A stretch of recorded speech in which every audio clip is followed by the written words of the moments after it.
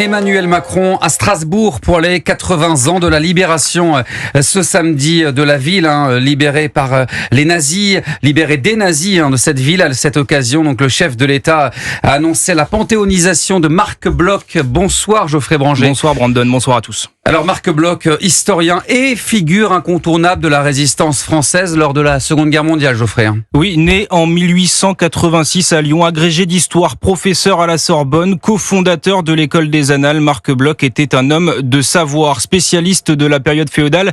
Il écrit plusieurs ouvrages références à ce sujet, mais son plus grand livre, L'étrange défaite, publié à titre posthume, porte sur les raisons de la défaite de la France en 1940, une œuvre capitale pour l'historien Marc Knobel.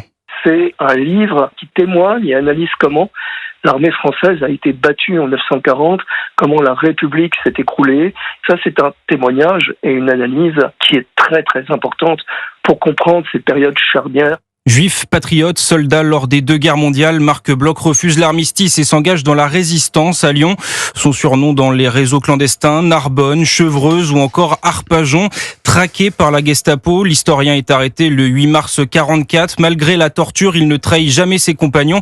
Il est finalement fusillé le soir du 16 juin à l'aube de la Libération avec 29 autres camarades.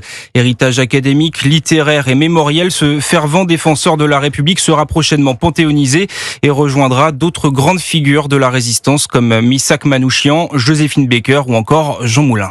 Plongé dans l'histoire avec Geoffrey Branger pour Europe.